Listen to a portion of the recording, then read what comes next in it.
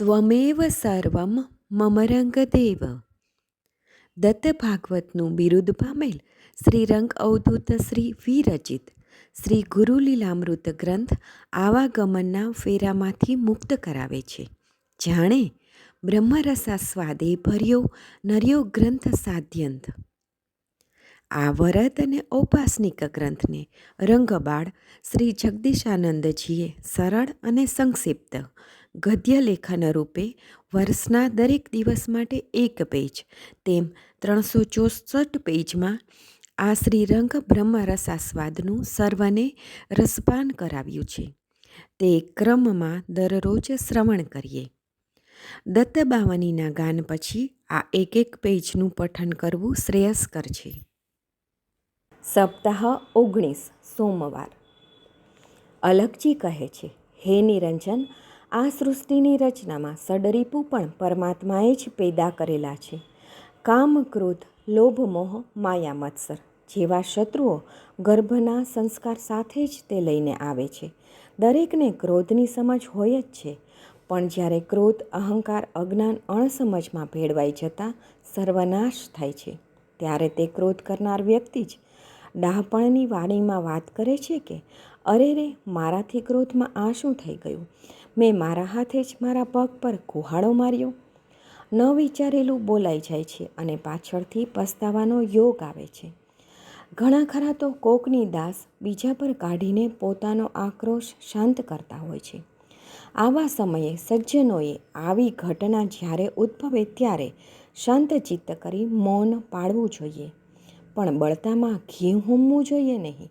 અહીં જુઓ, દેવયાનીના મનના ઘેરા પ્રત્યાઘાતોએ તેને કેવી હચમચાવી નાખી, અને પોતાના પિતાજી દ્વારા તેના મનની આવી વ્યથાથી, અતિ ક્રોધથી પોતાના પતિને વૃદ્ધાવસ્થા અપાવી. જ્યારે પોતાના પતિના સાનિધ્ય સુખ વિનાની જિંદગી જીવવાની તેને અનુભૂતિ થઈ, ત્યારે તે વળી પાછી અતિ દુઃખી થઈ. અરે રે, મેં આ શું કર્યું? સાચો પસ્તાવો થતાં થોડા જ સમયમાં યયાતિને સાથે લઈ દેવયાની પિતાજી પાસે ગઈ. પસ્તાવાથી રડવા લાગી. પિતાજી સમક્ષ બંને જણાએ પોતાની થયેલી ભૂલોની માફી માગી, અને દેવયાનીએ શુક્રાચાર્યને યયાતિની વૃદ્ધાવસ્થાને દૂર કરી ફરીથી મનમોહક યુવાવસ્થા પુનઃ પ્રાપ્ત થાય તેવા આશીષની માંગણી કરી. દેવયાની અને યયાતિ બંનેના દુઃખનો સાચો પશ્ચાતાપ સમજીને શુક્રાચાર્ય રાજાને કહ્યું, હે રાજન, હું તને યૌવન બક્ષું, પણ તારી આ વૃદ્ધાવસ્થાને લઈને તને તેનું યૌવન આપવા તારા સંતાનોમાંથી કોઈ તૈયાર થશે? જો કોઈ સંતાન તારું આ ઘડપણ લેવા તૈયાર હોય તો જ તારા શાપની મુક્તિ થાય, અન્યથા બીજો કોઈ જ ઉપાય નથી. શુક્રાચાર્યનો ઉપાય સાંભળીને યયાતિ ખૂબ જ રાજી થયો. તેના નિવાસસ્થાને ગયો. ત્યાં જઈને તેના 5 પુત્રોને બોલાવ્યા. એ 5ને બોલાવીને રાજાએ શુક્રાચાર્યના ઉપાયની વાત સમજાવી કે મને મારું ઘડપણ લઈને પોતાની યુવાની આપવા કોણ તૈયાર થશે? યયાતિના આ યૌવનની માંગણીની વાત સુણતા જ દેવયાનીના 2 અને શર્મિષ્ઠાના 3 એમ 5 પુત્રોમાંથી એકેય ઘડપણ લઈને પોતાની યુવાની આપવા તૈયાર થયા નહીં.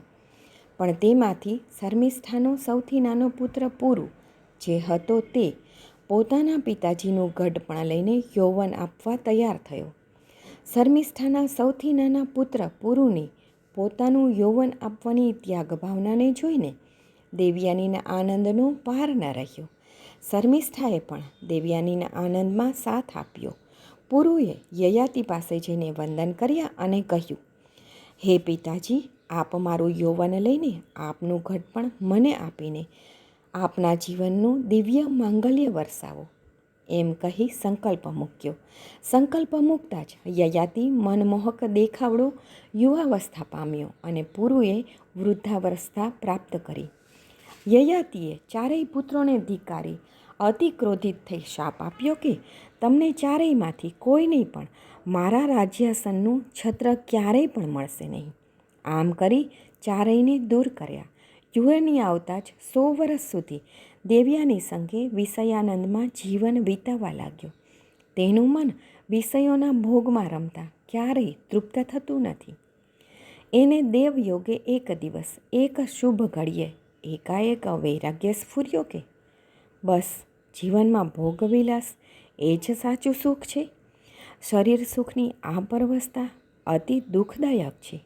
વૈરાગ્યની આત્મસુખ સ્વયં પ્રગટી અને આત્મજ્ઞાનના શુભ ચિંતનમાં સ્થિર થઈને તે પસ્તાવો કરવા લાગ્યો. રડે આખરે દુઃખથી થાતા પરવશ એમ, અંતન તૃષ્ણા નો કદી આવે કલ્પે તેમ. શ્રી ગુરુ લીલામૃત અધ્યાય 51 દોહરો 30. અવધૂત ચિંતન શ્રી ગુરુદેવ દત્ત.